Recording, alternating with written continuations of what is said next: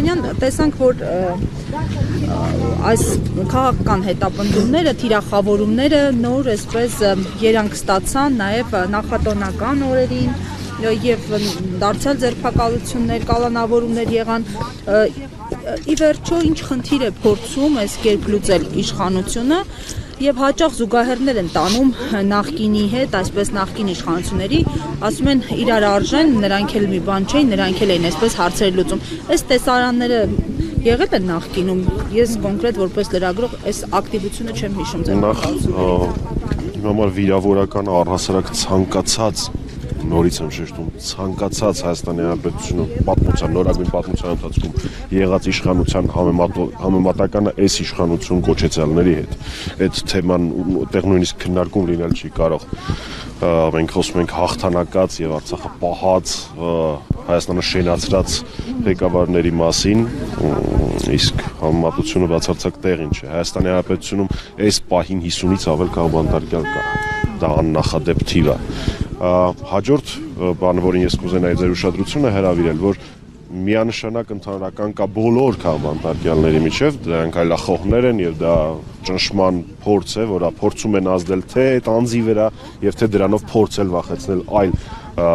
մեր պայքարի ընկերներին, ինչը բնականաբար չի հաջողվելու, որովհետեւ բոլոր քաղաքապետարյալները տոկուն են եւ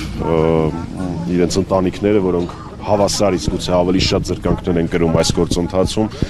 տոկուն են եւ վարկյան անգամ վարանելու միտում չունեն բայց կա նաեւ երկրորդ հարթությունը որը մի շարք դեպքերում առկա է այդ թվում նաեւ Նարեկի եւ Վազգենի դեպքում սա ոչ միայն անհատ այլախոհների հասարակական գործիչների դեմ հալածանքներ են իրավական համակարգի օգտագործում այլ նաև ԶԼՄ-ների նկատմամբ ճնշում է որովհետև հիշենք որ խոսքը գնում է անտիֆեյքի լրատվական ծառայության մասին որի աշխատանքը ամեն կերպ փորձ կատարեցին իշխանություն կոչեցյալները խոչընդոտել տեխնիկան արգրավելով աշխատանքի համար խնդիրներ ստեղծելով եւ այլն այնպես որ կա մի քանի հարթություն կոնկրետ այս պարագայում ինչ վերաբերում է առհասարակ քաղաքապետարյալների թեմային իմ համար անհասկանալի է ես սա անդադար ասելու եմ, ամեն անգամ ասելու եմ միջազգային կառույցների լռությունը, որովհետև այս պարագայում ոչ մի տարբերակ չկա հասկանում եք, ձևակերպել, ինչ-որ ասել, չգիտեմ, նախկինում մի պարկ կամ մի կիլոգրամ աշաքարավազ էին գողացել, չգիտեմ, երբ որ ծառայել են այդ ժամանակ այդ զորամասում պակասել էր մեկ զույգ, կոշիկ, նասկի, ինչ ուզում եք, այս պարագայում սա հստակ գնահատականների անհրաժեշտություն կա, որովհետև կոնկրետ այս պարագայում տղաները եթերում ասել են շատ ավելի մեղմ ձևակերպում, քան հանդգնել է իրենց ասել ազգային ժողովի նախագահի աթոռին նստած Ալեն Սիմոնյան։ Սա հստակորեն Ալեն Սիմոնյանի հրահրած, իր ստատուսով հրահրած եւ հետագայում իսկ կողմից գործ տված, դիմում տված գործընթացն է եւ դրա գնահատականները պիտի լինեն։ Ձեր նշածի հետ կապված առաջին կետը այս հրաշքները իշխանություն են ցավոք սրտի 7 տարից համար 8 տարի արդեն։ Իրանք չեն կարող էլ օթի մեջ կրակել ասել օթում կախված լուրեր,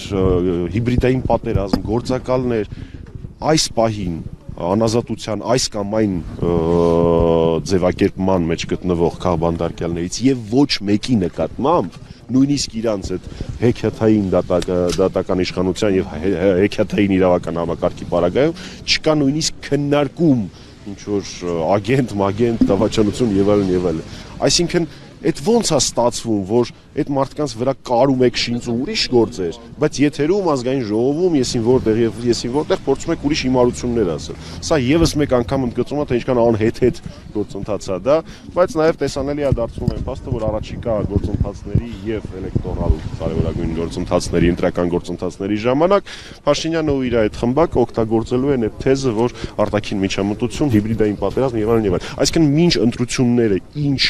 անօրինականություն անի Փաշինյանը դա ձևակերպվելու է հիբրիդային պատերազմ։ Ես անհամբեր սպասում եմ, երբ այն կսկսելու իրանց հայտնի արդեն կոռուպցիոն սխեմաների, տենդերների պատմությունները ներկայացնել որպես հիբրիդային պատերազմ։ Այդուհանդերձ ինչ է կարծում, որն էր պատճառը, որ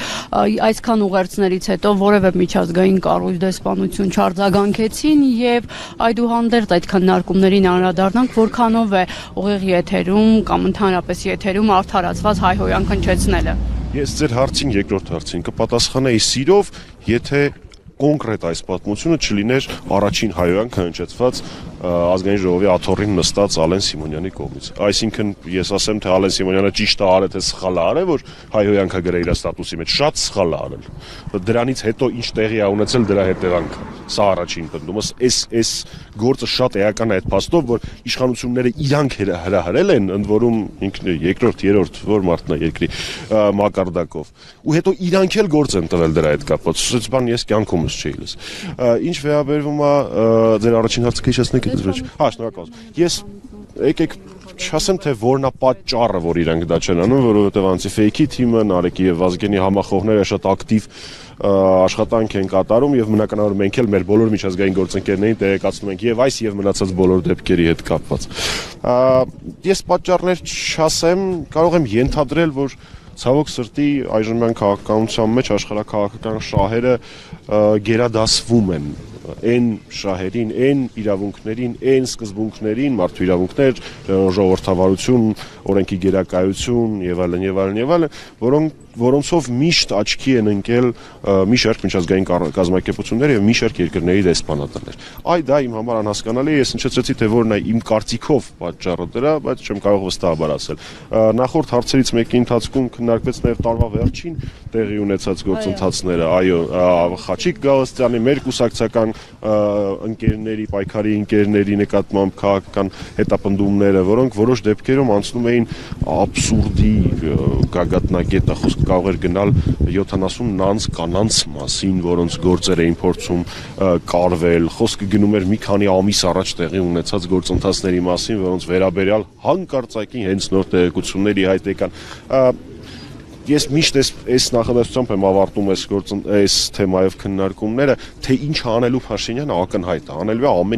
ամեն ինչ, բոլոր գործիքները օգտագործել է իշխանություն պահելու համար։ Այստեղ շատ ավելի էական է, թե ընդդիմությունը, իսկ ես ասել եմ, որ Փաշինյանին շատ վաղուց արդեն ընդդիմությունը ամբողջ հայ ժողովուրդն է, դրան ինչպես է պատասխանելու։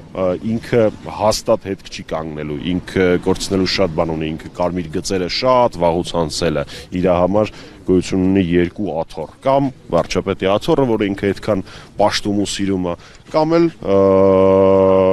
Բերթի նարերը, չգիտեմ հայերեն ոնց է այդ բառը ճիշտ ասած։